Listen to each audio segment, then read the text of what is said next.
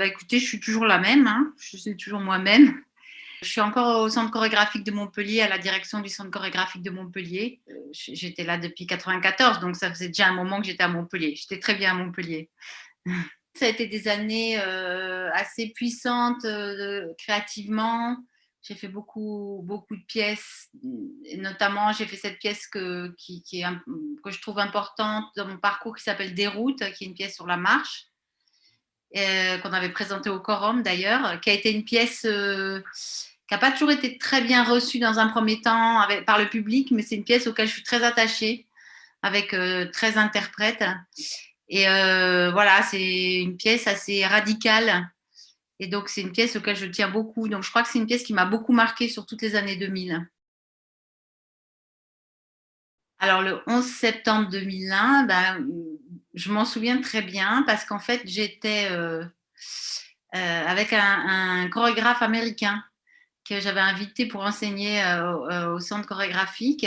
Je crois qu'on a regardé la télé, puisqu'à l'époque, effectivement, les portables ne renvoyaient pas comme ça les news aussi vite. Et donc, je pense qu'on l'a appris par la télé. Et j'étais avec cet ami américain qui a complètement paniqué. Bon, on a tous paniqué. Moi ça a été un choc terrible. Et comme tout le monde, j'ai regardé les images en boucle sur la télé. J'arrivais pas à me décoller de ces images. C'était vraiment quelque chose d'inimaginable totalement.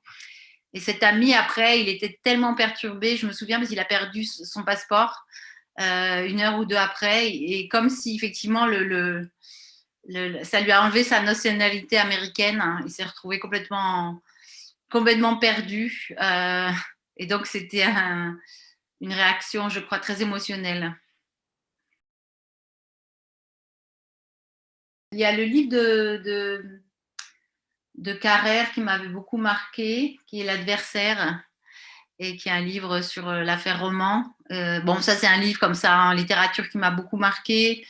Puis il y a aussi la découverte d'un écrivain qui s'appelle Tanguy Viel, qui est un écrivain français aussi, avec ce livre qui s'appelle Paris-Brest, qui est un livre que j'aime beaucoup parce que c'est aussi, je trouve, un livre qui raconte un peu l'histoire entre la province et Paris.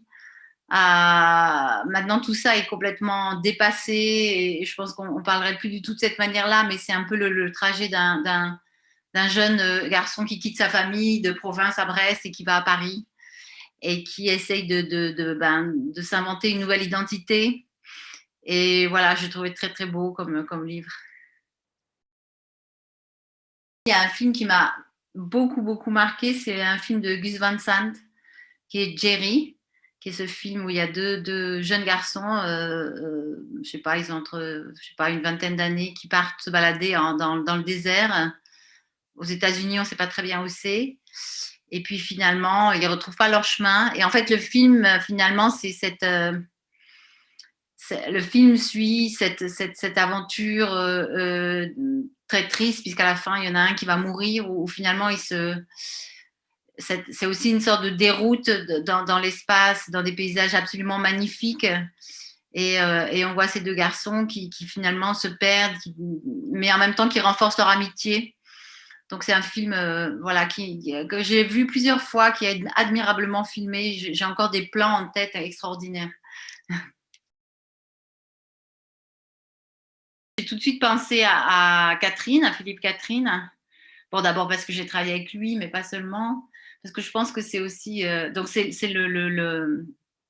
l'album Robot après tout, qui est aussi, je trouve, tout à fait à l'image des années 2000.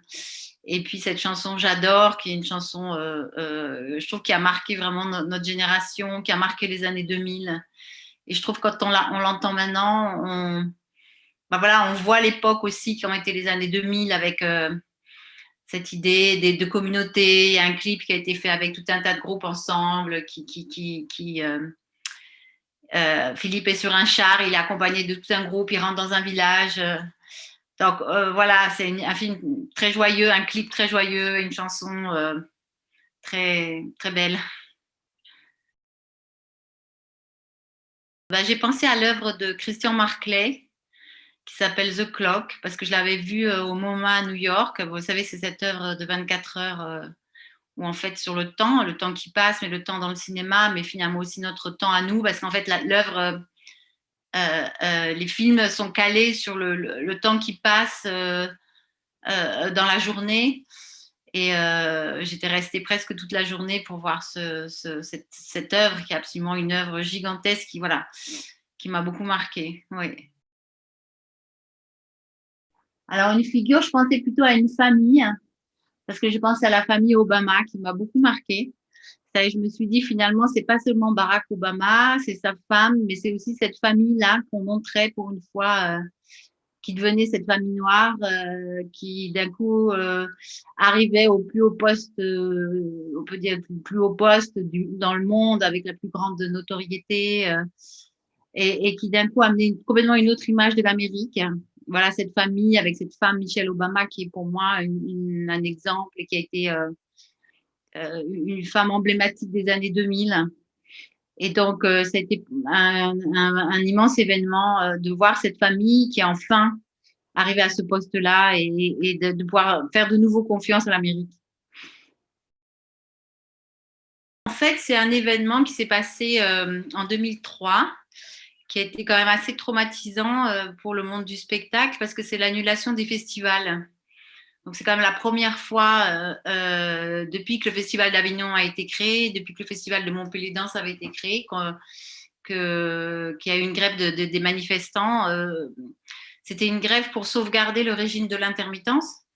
Et donc, il y a une énorme mobilisation et c'est la première fois qu'un festival s'arrête.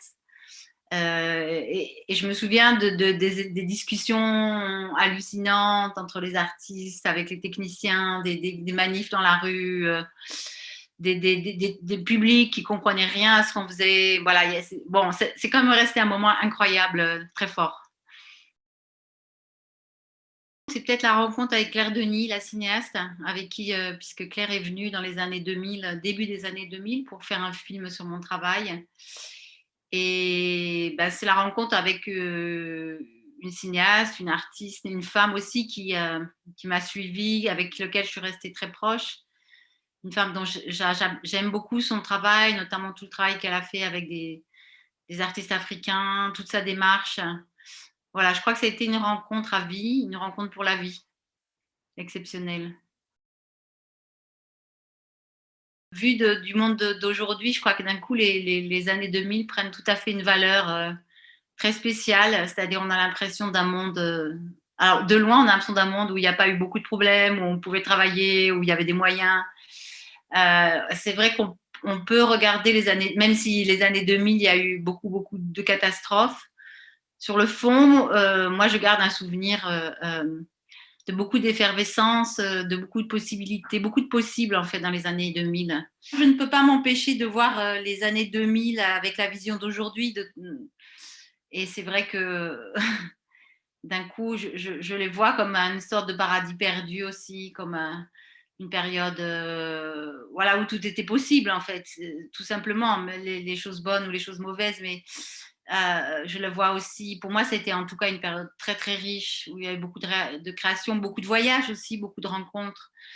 Euh, et maintenant, beaucoup d'engagement aussi politique, avec beaucoup de discussions. Bon, tout ça a disparu.